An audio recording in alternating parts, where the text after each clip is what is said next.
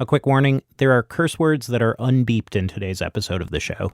If you prefer a beeped version, you can find that at our website, thisamericanlife.org.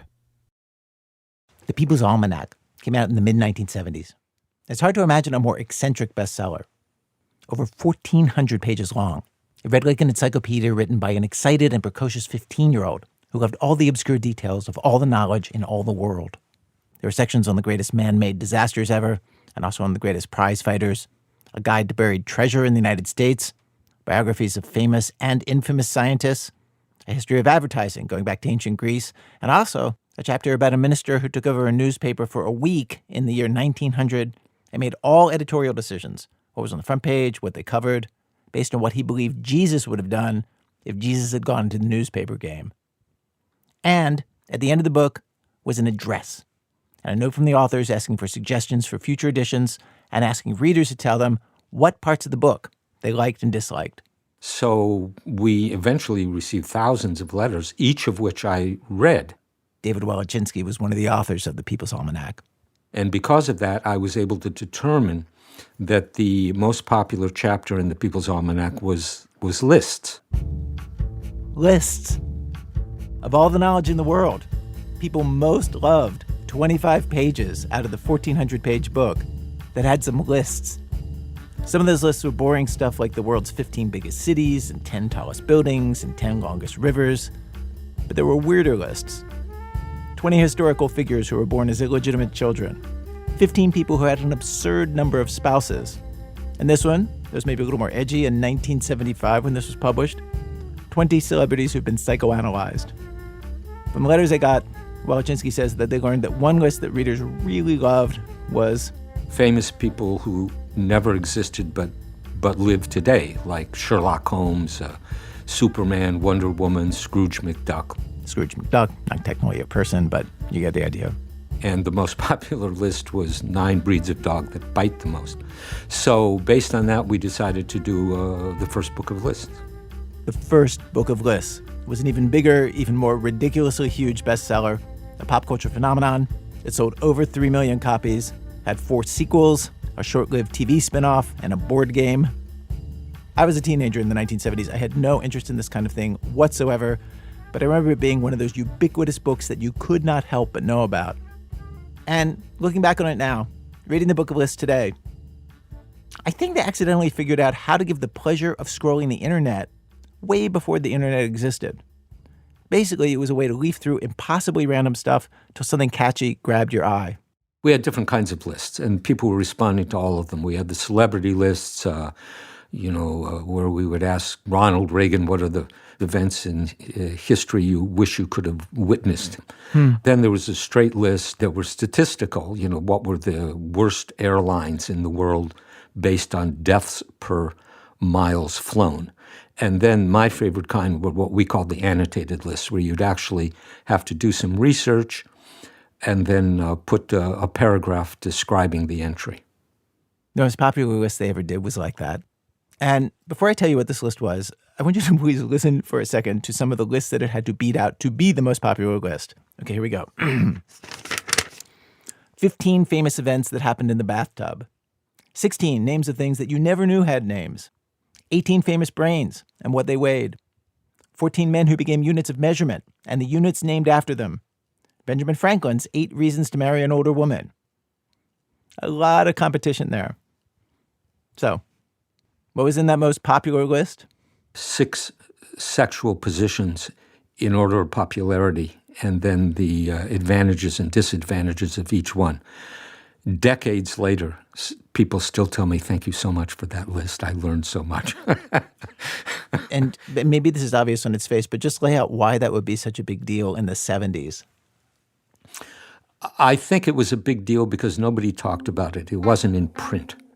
And I think a lot of people only thought there was one sexual position. No. Yeah. Oh, yeah. There were people like that. And a lot of the people who would tell me about how it affected them, they read it at a time when they were teenagers. I mean, essentially, I just opened it up to that page in the book, and these are so basic. Like, it literally is just like which person is on top. and whether they're sort of lying, sitting, or standing. And each position gets 5 sentences, maybe, like a sentence of advantage, a sentence of disadvantage. Like, it's very terse. It's 2 pages total. Yeah. It's not the Kama Sutra.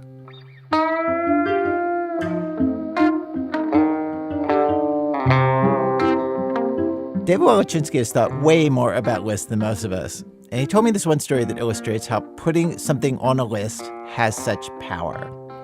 He said that for most of his adult life, he was kind of obsessed about the terrible things that repressive governments around the world do to their people.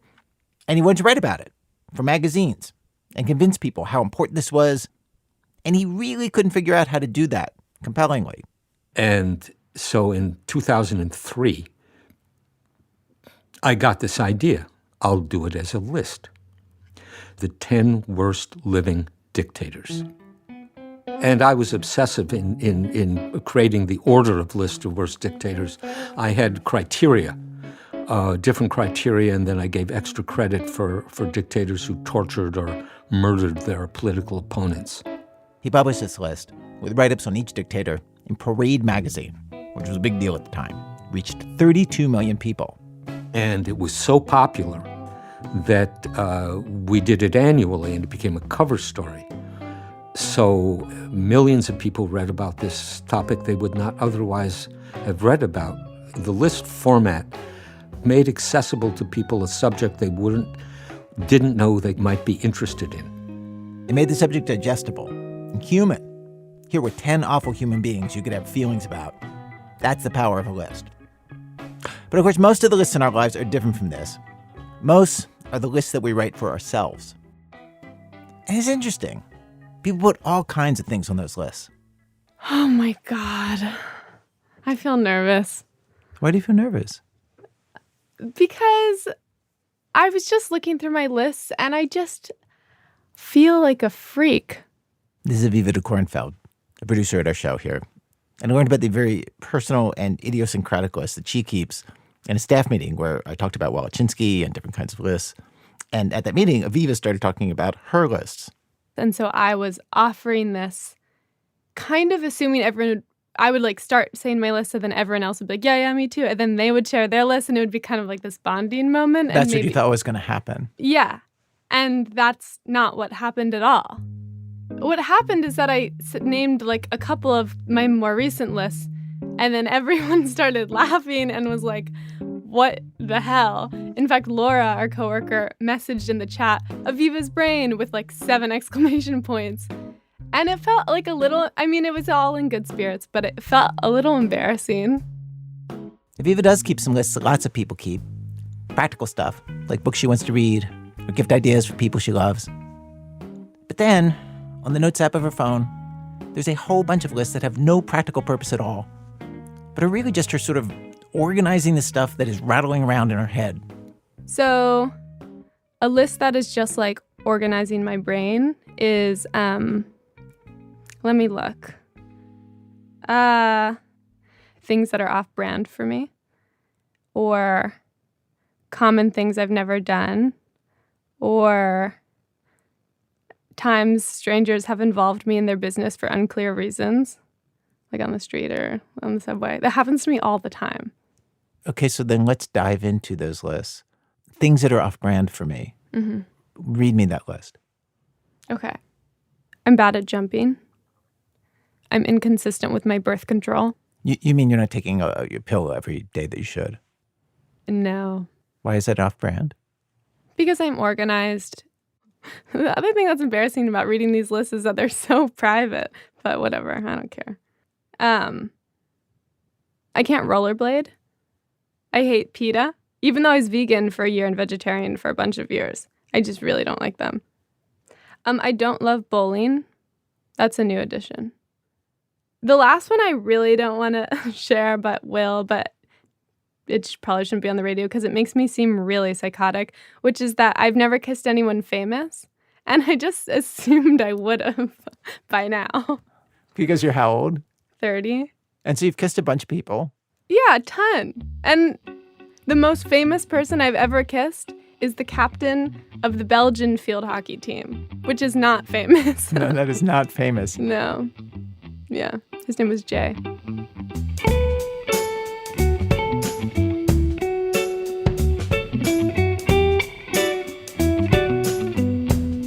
This list, with the list Common Things I've Never Done, which, by the way, only has 2 items on it, karaoke and going to Costco, or the list Where I Feel the Emotions That I Feel on My Body, or the list Times People have referred to me as neurodivergent, even though I don't think I am. All these lists are different ways that Aviva's sort of naming parts of herself for herself. Yeah, I'm just trying to make sense of who I am and what is going on in my brain. In list form. Yeah, because it's so organized and clear and clean. And the business of making sense of yourself is, I've found to be extremely messy.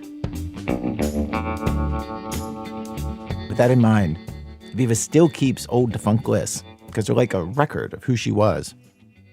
Lists from when she was a teenager, like harmless things my dad hates, or things I should have known. Or her very first list, scenes from my grandmother's nursing home, made on weekly visits when she was 14, trying to make sense of that world. Normally, she doesn't show these lists to anybody. She'll just notice something about herself, and then she'll notice a second example of the same thing, and she starts to collect them, so she can stare at the list, try to understand it. And the fact that it's collected on a list, what feeling does that give you once it's on the list? Oh my God, it's like relief. It's so nice because it's just bouncing around in my brain. And so once it's on a list, I don't feel like I have to remember it. But it isn't just like you don't have to think about it. It's like you don't have to worry about it. Like before you put it on the list, it seems like there's a kind of fretting of like, what does this mean about me that this is a thing? And then once you put it on the list, you're like, I know what it means. It means it's on this list. Yeah, totally. That's true. Like I exist and this is a thing about me.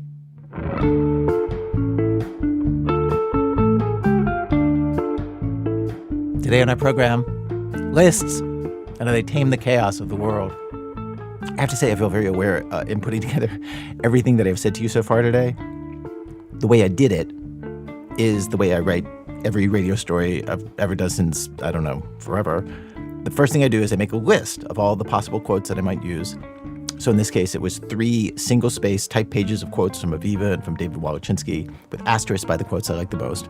And then what I do is I stare at the list until it just pops out for me.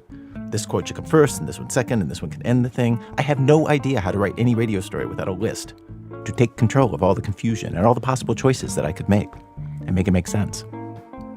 So today, lists, how they run the world and everything in it. For WBEZ Chicago, it's This American Life. I'm Ira Glass, and hold on. I have a list right here. Number 1, stay with us. Number 2, stay with us. Number 3, stay with us.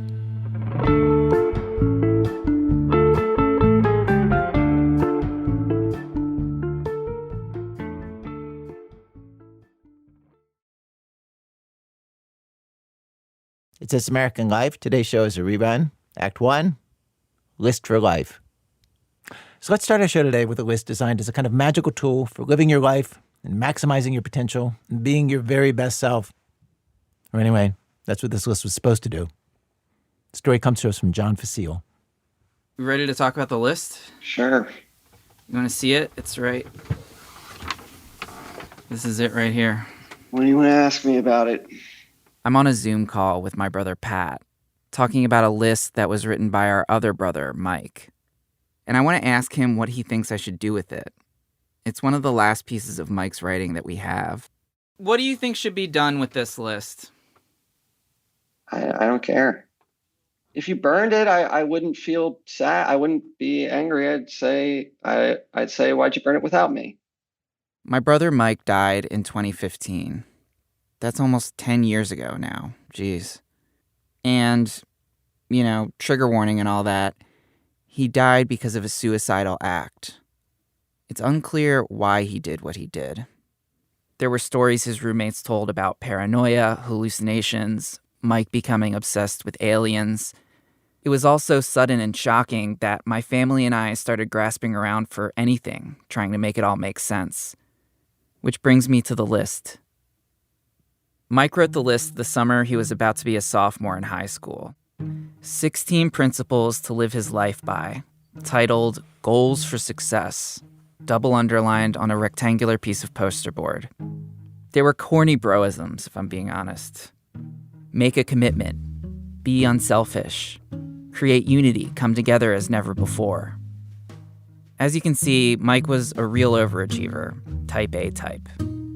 Improve every day as a player, person, and student. Be tough. Be self-disciplined. Do it right. Don't accept less. He was captain of the high school football team, straight A student. Give great effort. Be enthusiastic. Eliminate mistakes. Don't beat yourself. He hung the list on his closet door, facing his bed, so that when he woke up in the morning, the first thing he saw was expect to win, be consistent, develop leadership, be responsible.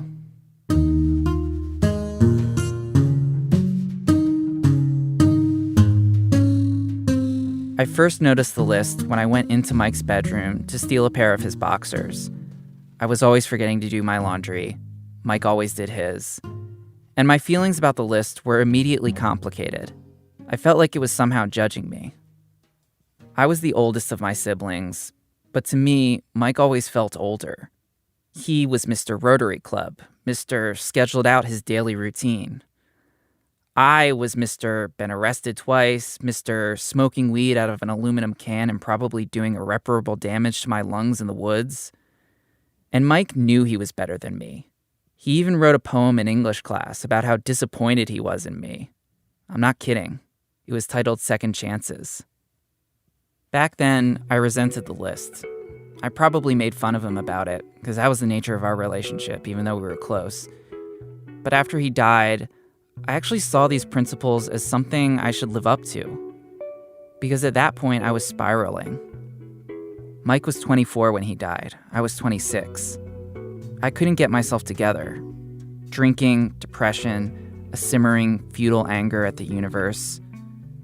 The original had been framed, and I asked my parents if I could have it and hung it up in my apartment by the front door. I thought maybe its commandments might rub off on me. And there it stayed for a bit. I'd glance at it every once in a while and feel again like I was falling short. So after a couple of years, I took it down.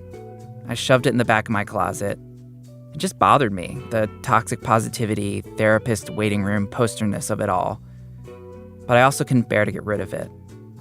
Which is why I called up Pat to finally figure out what to do with it. If anything, I would think the list would be cursed. So you can keep it.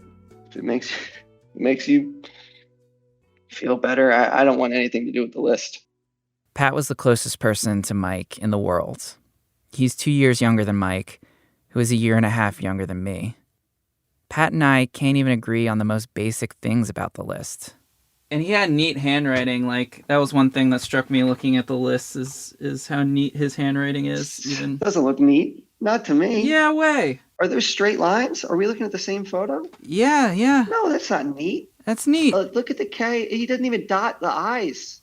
But he's consistently not dotting his I's. That says something. That he never learned how to write the letter I? Pat saw something in the list that I also felt, but I couldn't necessarily name. What role do you think the list played in his death? I mean, the list didn't play a role, but it's a reflection of his psychology, which played every role in his death and shows you the type of responsibility he felt. It shows you the type of pressure he put on himself. There's nothing about self-care in it. And there's nothing about being true to yourself either. It shows you a lot of what was going on with him and this mindset that he got trapped in and that made him very sick. When Mike was a sophomore at Penn State, he started experiencing delusions, and he was barely sleeping. But if he felt like he was struggling, he didn't tell anyone. He kept going to class. His roommates noticed, and they were talking about how to get him help. And I think, this is just my opinion, a guess, that Mike didn't want to be found out. I mean, in the past, I've connected the list to Mike's mindset, as in, like, he was not somebody who's going to be vulnerable if he was suffering. No, he was not. Are there any bullet points that stand out to you in particular? There's a bunch. Eliminate mistakes. That's one of the ones that's just so stupid. Eliminate mistakes. What do you mean? You can't. How? That's why they're mistakes. Yeah. Create unity. Come together as never before. I mean, you don't. He's not just trying to get people to come together as never before. I like that one. That reminds me of, he was a good unifier. You know, he had friends across all the arbitrary social cliques. After he passed, did you think about the list at all, or did you? I didn't give it a lot of thought until I went to the football banquet and heard Mr. Ricky speak, and then I got pretty angry, and then I was pretty annoyed at the list. One of the captains of our 2008 team and a 2009 Garnet Valley graduate, Mike Fecile, embodied the qualities of the coachable player. That's Mike's high school football coach, in case you can't just tell from his voice, renaming an award after my brother at a banquet in 2016. Mike created and shared a list of goals for success, 16 standards that he vowed to uphold and to use as a compass to guide his path. They were: make a commitment, be unselfish. This is really the moment the list passed into lore, when it became the way my brother was remembered.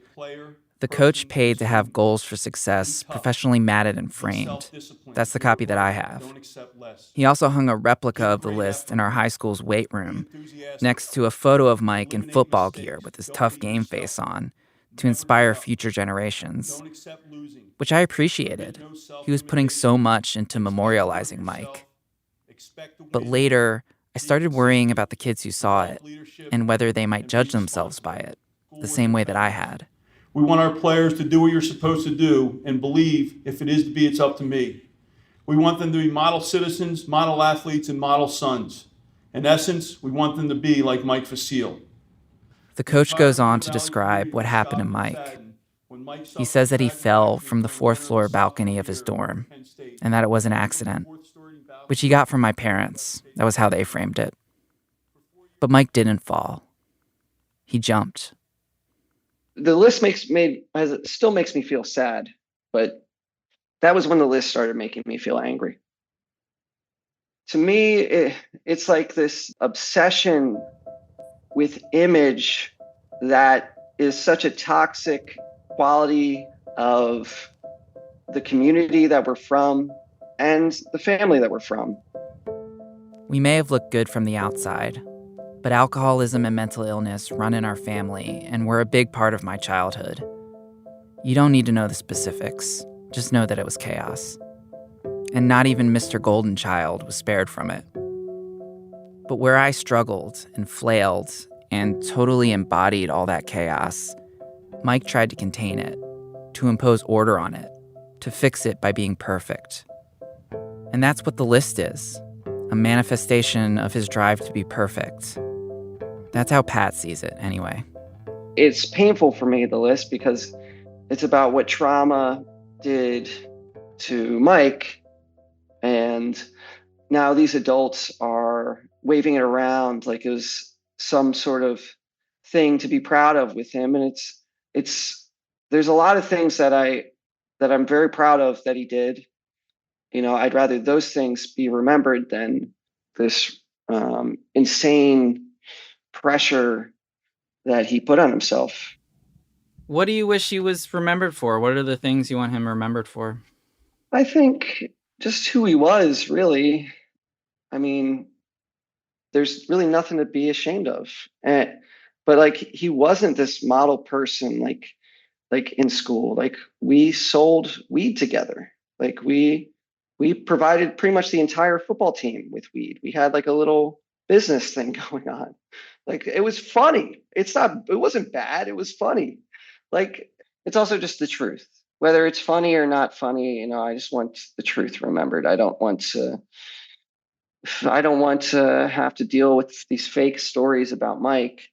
When I was at the banquet and they gave a check to the kid that won his award, and I'm with Dad, and kid comes up, and Dad says to him, goes,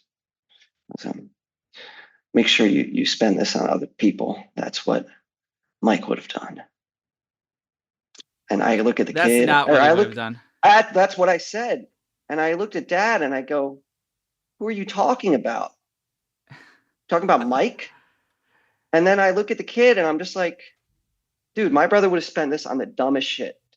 All right? You do whatever you want with that money, kid. Go have fun. Like, really? You said that? Yeah. I mean, he would have. He would have blown that money. He was greedy and also bad with money. Yeah. He would buy like a $400 pair of sunglasses and then like accidentally leave them on top of a car and lose them. Didn't he put a subwoofer in his car too? Okay. At one point? The subwoofer was awesome. Okay. The subwoofer was such a deal and perfectly for the hatchback. And Dad put his foot down for the subwoofer. The list doesn't just leave out Mike's flaws. It also misses really the best stuff about him. He was warm, generous, extremely goofy. He was curious, and that was a really good quality that he had. He found people really interesting, so he liked to listen. Be curious would be a good one to be on here. Yeah. Kids from my grade, they come up to me and they tell me stories about Mike when they started on the football team and they felt they didn't belong there because the older kids were dicks. And they said my brother would come around and he would comfort them and he would encourage them. And then I remember hearing from Alio Pramola, and she said when they were dating, Mike had a great relationship with her grandmother and he would watch TV with her grandmother. I think it was like game shows or something. Maybe it was Wheel of Fortune. And he would just watch TV with her and they would shoot the shit. And those are the stories that like I'm proud of because they're a reflection of who he was. He was a good guy that people enjoyed. And that's the kind of stuff I want to remember. Last year, Pat wrote to the football coach at our high school and asked him to use the list to spread awareness about suicide. He got him to add a line to the bottom of it. It says, "There is great strength in vulnerability, as it takes courage to push through the fear and share one's true self with others." Recently, after my wife and I moved into our new apartment, I made a decision to hang up the list again. It's in my home office. Now I'm the one looking at it every day. And I don't resent it anymore. Maybe it still makes me feel a little weird, okay? But I see it for what it is. I don't feel judged by it. And some of the lists I'm genuinely down with. Like, create unity is a beautiful idea. It reminds me of the best of Mike. But mostly, I just like looking at my brother's handwriting.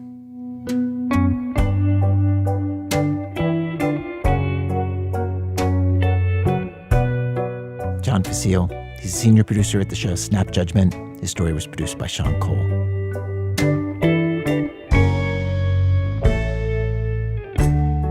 Coming up, over 100 dogs and one giant bear and its list of enemies. That's in a minute from Chicago Public Radio when our program continues. This American Life from Ira Glass. Today's program has a rerun, lists, how they tame the chaos of the world. This list is all the dogs in my dog's life, kind of segmented by different criteria. This is Bobby Shorewood. He's friends with one of our producers here, Chris Benderev. And he's showing Chris a list that he keeps on his phone of neighborhood dogs. We've got Lunchbox, who's a cream Scotty with a turquoise vest. We've got Virgil, who is kind of some kind of doodle dog, but I said little fried chicken dog. And the owner looks like my friend Otto. Wait, what is little fried chicken dog? Like some doodles have tight, curly, brown hair, fur, and it looks exactly like fried chicken. So this dog literally looks like a walking piece of fried chicken. Bobby keeps this list because there are so many dogs where he lives. There are like 130 dogs on this list. And his memory isn't always the greatest, and he's convinced that people can tell if you don't know their dog's name, and you're faking it by saying things like, how's he or she doing today? Or how's your puppy? You got to find. And he is not into the potential awkwardness of that. And, okay, just for context, he does have a list of people like this too, to remember the spouses of friends and coworkers that he's met just once, and people's kids. But the dog list, he also finds it helpful to rank all the dogs. So his dog Chewy's favorites are at the top, and his least favorites are at the bottom. Like there are some dogs that bully Chewy, so we throw them at the bottom of the list. And then we know, hey, this one is who beats up Chewy. You might want to bleep that name. To see how this works in practice, Chris followed Bobby to the dog park. And it doesn't take long before they get into a list-needing situation. I definitely think I recognize that dog. The tall doodle over there. Walk me through what you're doing. So, see a big boy I'm sure Chewy's run into at this dog park before. Let me see. Scrolling. He scrolls down the list on his phone till he gets to the dog park section, searching for a dog with a description. Shaggy brown doodle, yeah. I don't know. He finds nothing. He'll have to add that one to the list. Bobby has no idea how other dog owners do it. Keep track of all the dogs. Though I think it's entirely possible that other people are no better with the names than he is. They just don't care. Oh, good. He's a cutie. When he and Chris get back to the house, they run into a neighbor's dog who somehow wasn't on the list yet. I'm going to add it to the list, though. Wait, explain. I've actually bumped into that dog many times. And he always says he's friendly. And it's like, yeah, I know. Like, we've met like 10 times. You think he doesn't remember you? I don't know. That guy needs a list, though, you know?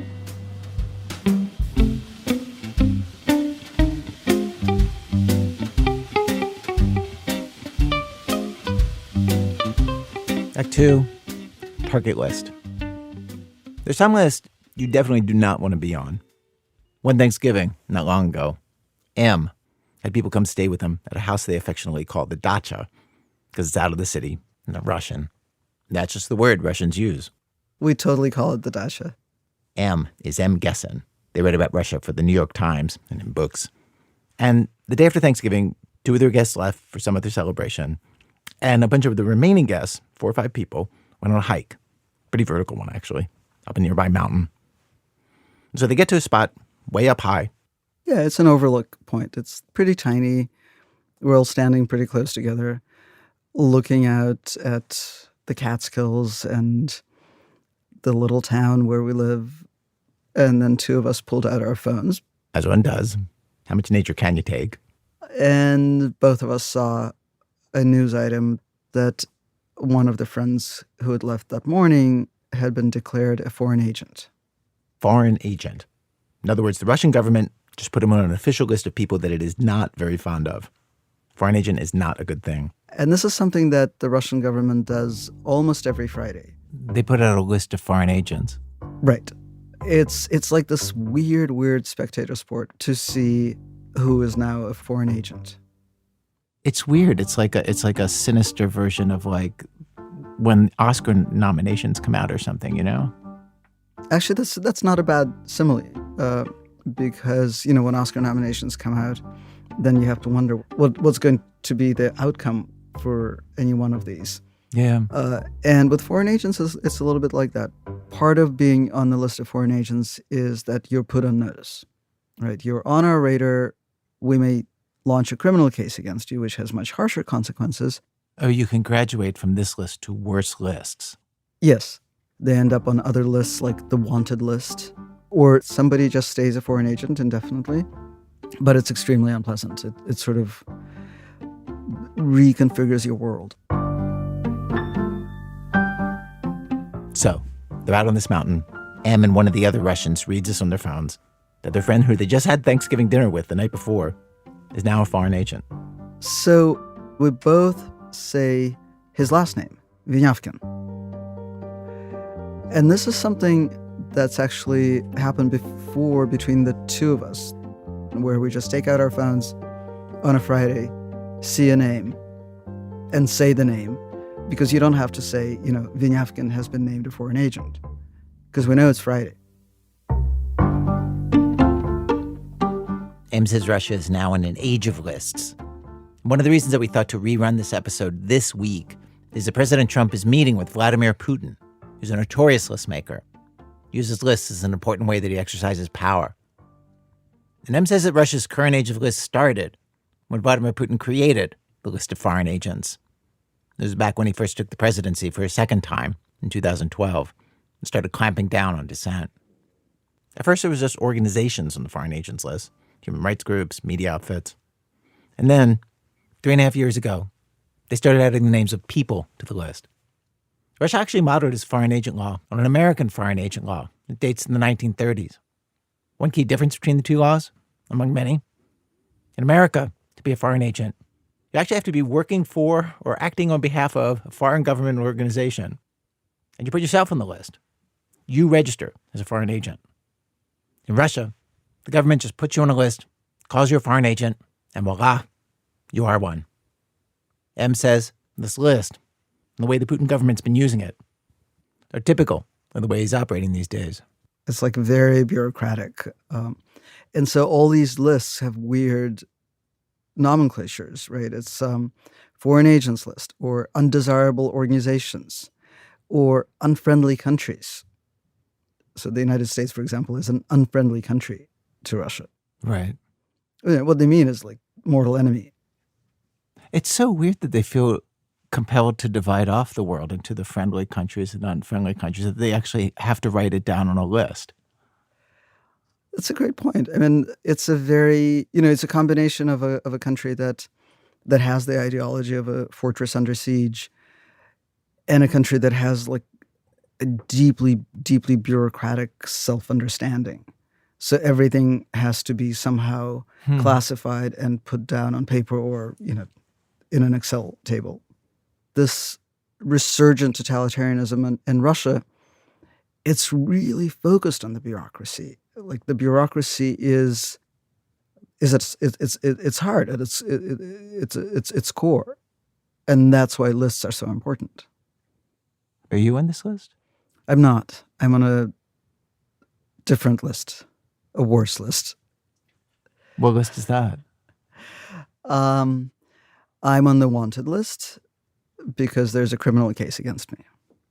M says that being put on one of these lists throws you out of the normal world and into this weird, undefined limbo, or purgatory, where things are different and more worrisome. Because it's unclear what's going to happen next. What is clear is that it's a permanent status change.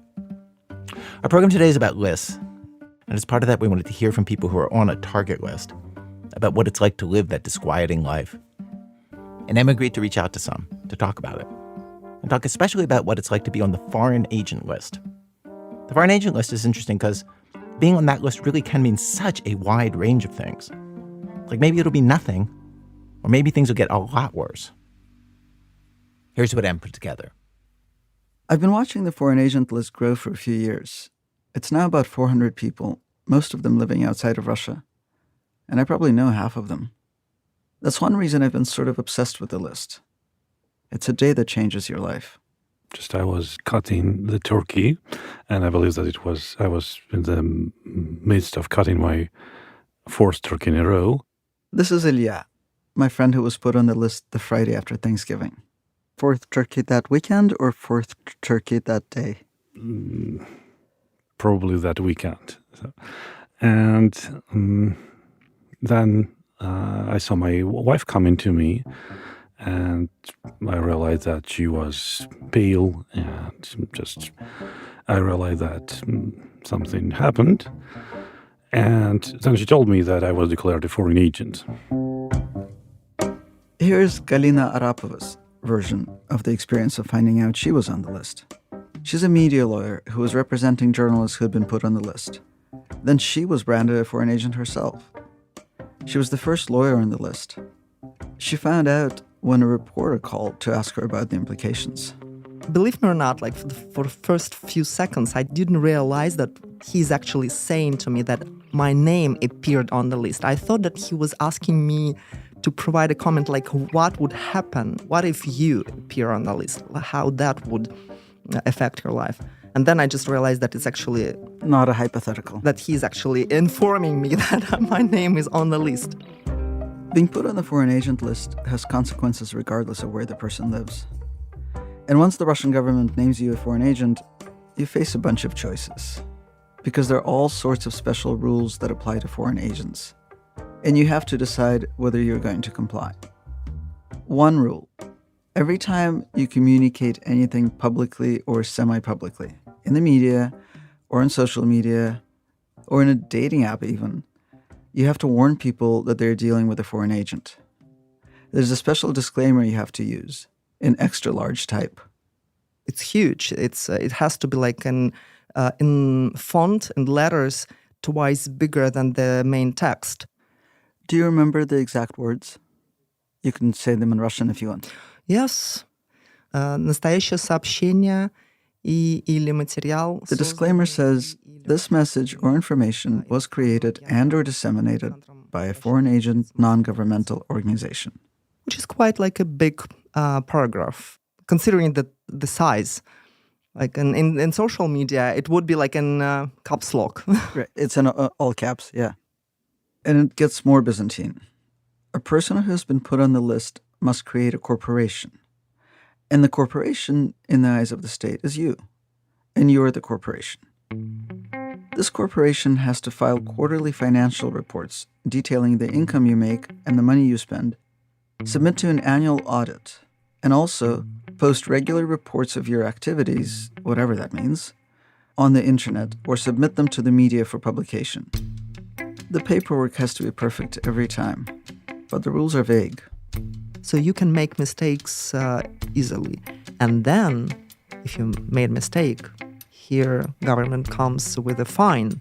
First fine, second fine, and then criminal case. So it's all made as a big trap. You know, all these games around it, it's like Tom and Jerry game. They are just running after us, and we're trying to run away, trying to still do the job.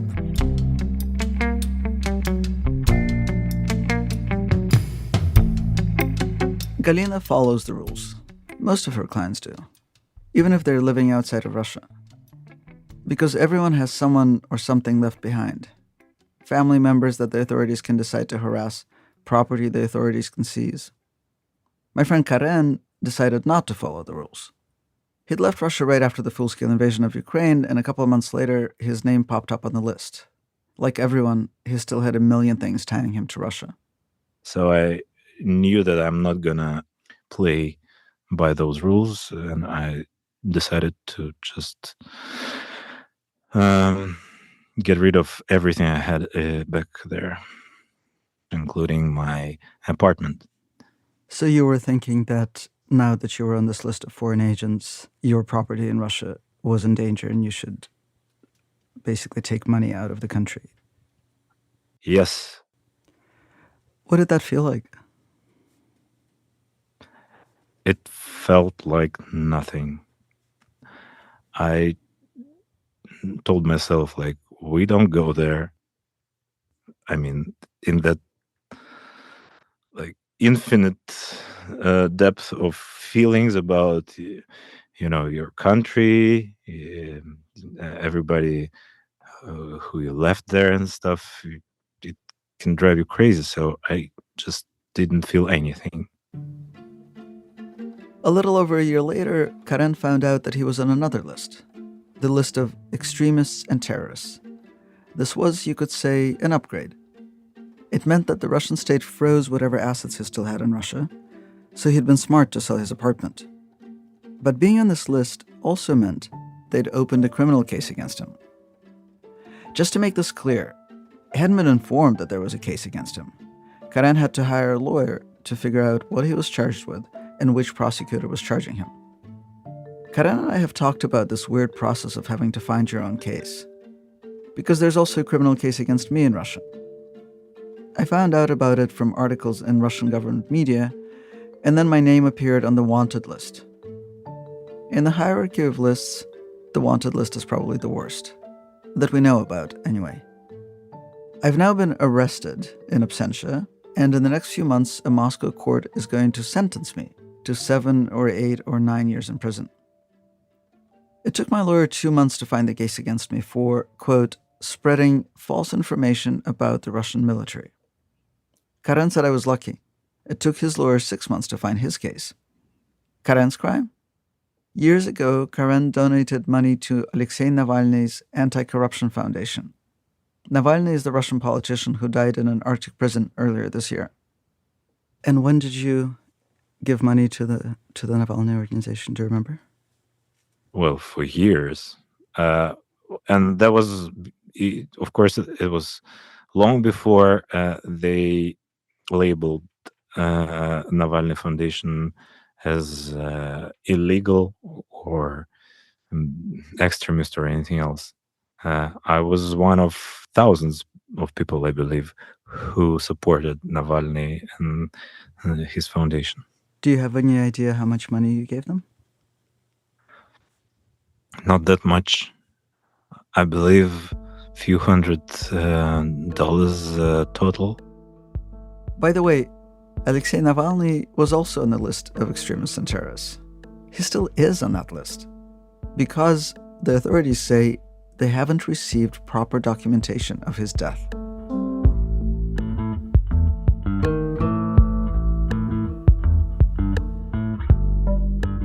You know, any contact with Russian state recently resembles more and more sort of contact with hooligans back in elementary or middle school.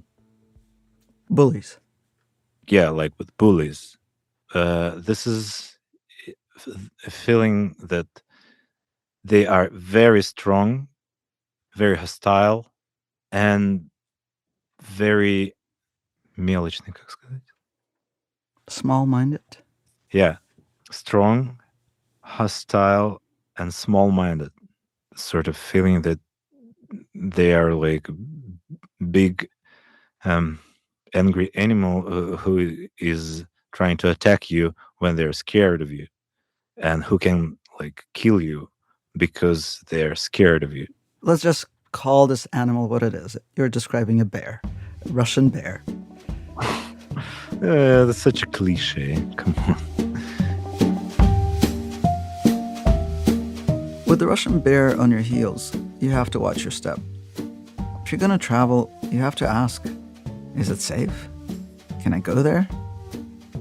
Ilya Krasilchik, a different Ilya, now divides all the countries in the world into 3 categories. Can go, maybe can go with consequences. Can go with consequences really means don't go. You don't want the consequences.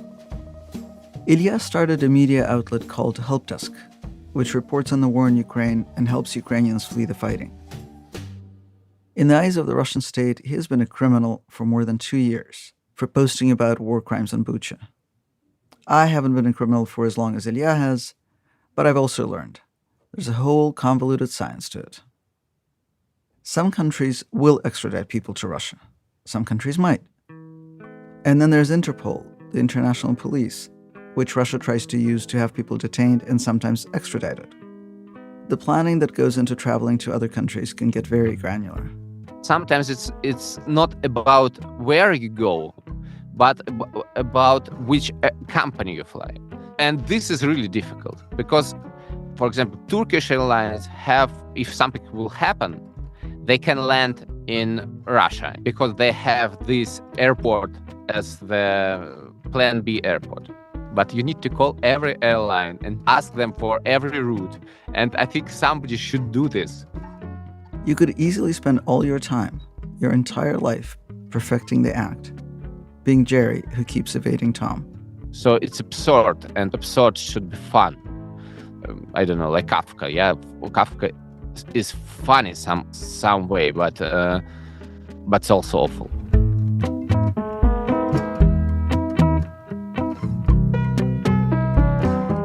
It used to be when a friend was named a foreign agent, I would send them a note saying, "Proud to know you," like it was some sort of recognition. At some point, that stopped feeling right. I didn't feel proud. Not when my friends were put on a list, and not when I landed on Russia's wanted list. When that happened, my friend Ilya the one who was carving the turkeys at Thanksgiving, texted me, "I'm not sure what the protocol is. Do I congratulate you or express condolences?" I felt sad. Help me understand the sadness. Because, when I found out that there was a criminal case against me, and then later when I found out that I was arrested in absentia, in a sense, intellectually, it's almost exciting, and as people often say, it's a sort of recognition. Mm-hmm. And I felt profoundly sad. I felt, like I was carrying around another burden that hadn't been there before. What is it? Oh, it's a good one. If I'm telling you something rude, if I'm telling you I hate you, it's okay to be sad about that, because it's sad that someone hates me. And when I'm saying that, well, I'm honored by that, or they're stupid, I feel that this reaction just shielding you from the sadness and tragedy of that. The elephant in the room of my sadness is that being considered a criminal by the Russian state means I'll never be able to go home again. Not even if there's a change of regime. I doubt that the first, second, or even third thing they're going to do after Putin is purge all the lists. So, like the vast majority of Russians who are on these lists, I'm in exile for life.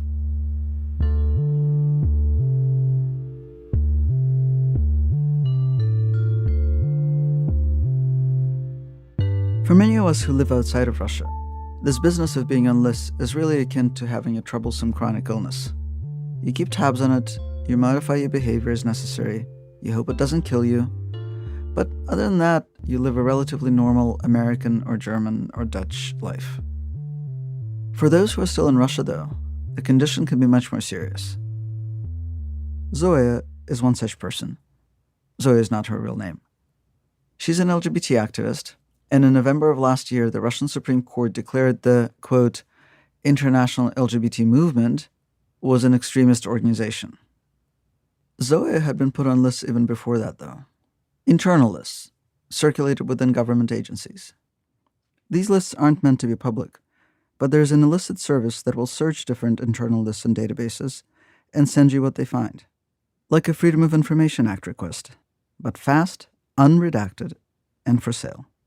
You can just pay a very small amount, like $30, and download everything what they have on you, including these informal lists that police create for their work.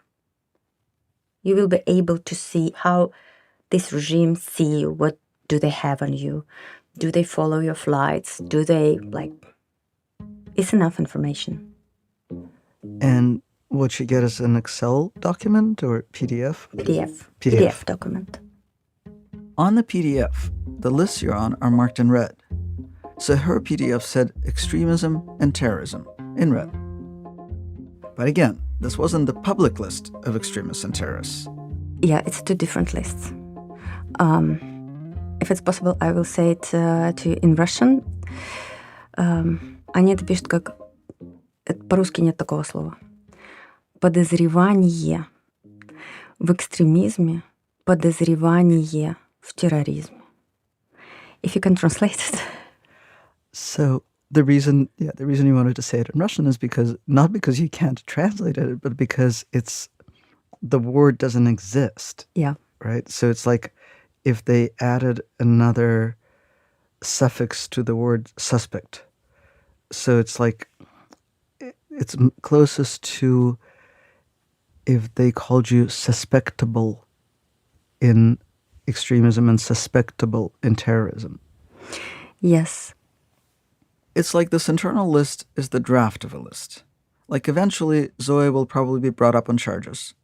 She'll be the suspect in a made-up crime. But for now, in draft form, she's merely suspectable. Can you tell me why you were trying to buy this information? I think it's for me to understand reality around me, because when you are inside country, you very often don't feel that it's risky to stay there. And where you get this information, you understand that no, you cannot be safe. You have to be prepared every day that you could be arrested. They could come to your flat. And it's not a question, will they come or not? They will. Just the question is when. And will you have time to leave country? Will you have time to say goodbye for your parents or not? And what did Zoya do after finding out she was on this list of people who would eventually, probably, be placed on the list of extremists and terrorists? She cried. She started making some plans for leaving the country someday. And she made one very practical plan for staying. We bought a very good door. And when I came to the shop, I asked a guy to recommend me a door. The best when police will come and they want to break this door, I need like 50 minutes, 20 minutes. And they choose this door for me. This was the main criteria. When you were buying the door, what did they think you needed it for? They thought that I'm a drug dealer. And the guy told me that, okay, you will have a time like to throw away to the toilet everything what you have. I didn't explain them why I need this door. I think that probably it's a more understandable reason for them.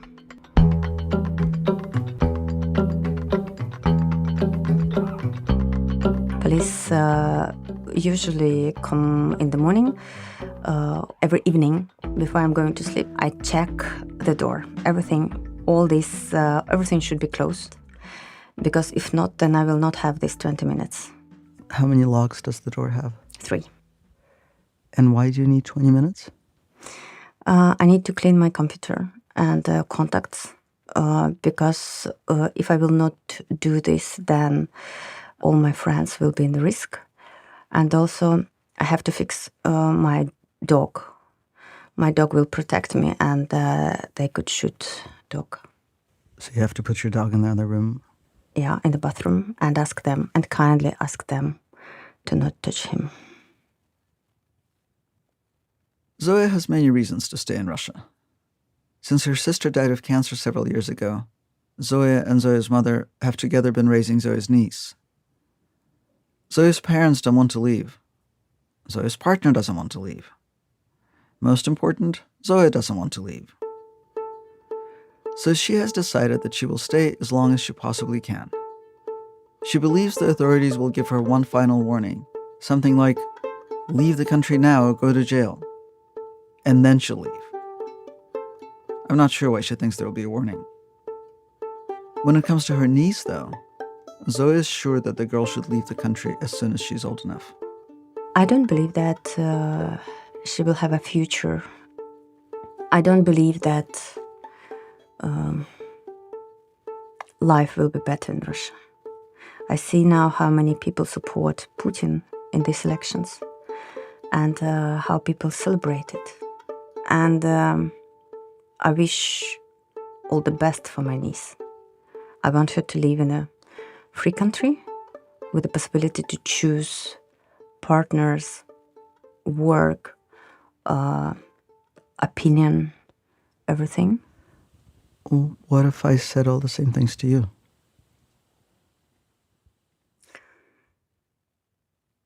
It's good if someone wish me all the best. But my niece will, this is what I wish for her. But of course, she will decide. Just before we sat down for our interview, Zoya told me something that was still pretty new to her, too. She was pregnant. I am in a huge crisis now, because today, all morning, I just cry. And I feel it how I start to care not about myself, but about a child. It's like this child, when they're born, will already be on one of those lists. Hannah Arendt called bureaucracy the rule by nobody. Maybe that's why it feels so hopeless. They label you an extremist or for an agent, and next thing you know, you're using those terms yourself to describe your life, because it is your life. Thinking about where you can go, what you can say in public, how you're being singled out by the Russian state can affect people you love, and how it can always get worse. And you're never not going to think about it.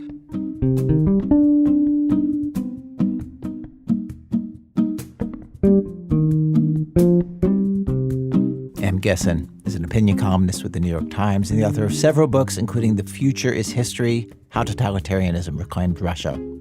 In the year since this story first aired, Zoya had her baby and she is still in Moscow. M was sentenced in absentia to 8 years in prison for, quote, distributing false information about the Russian armed forces.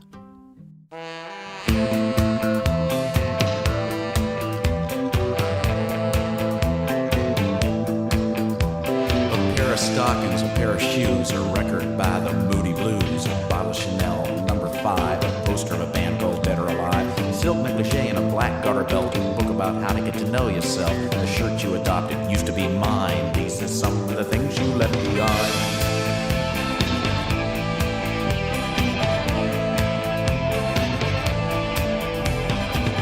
Today's program was produced and edited by Nancy Updike and me. Nancy also produced M Gessen's story.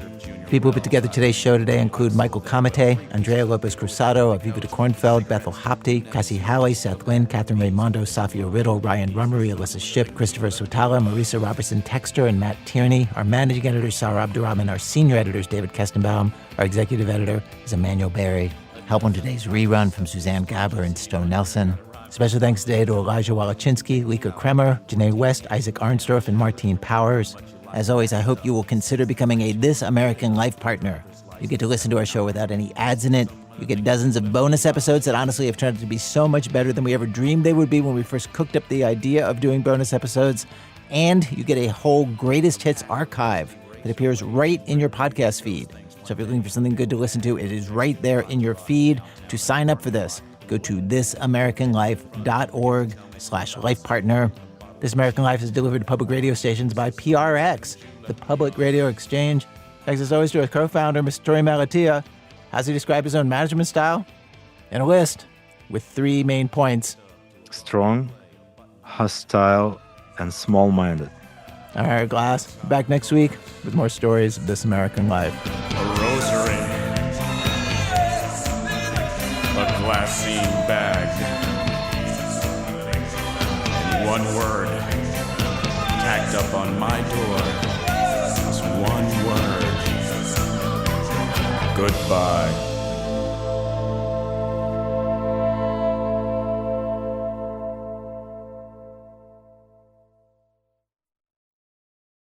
Next week on the podcast of This American Life, a man and his car. You know, like some people also like use the pronoun it for the car. I use the pronoun she for her, like, and people say you are in a relationship with this car. In the small community where he lives, this guy Ali has the only car, making him the unofficial taxi driver, delivery guy, and school bus driver. So what happens when his car makes an enemy? That's next week on the podcast or on your local public radio station.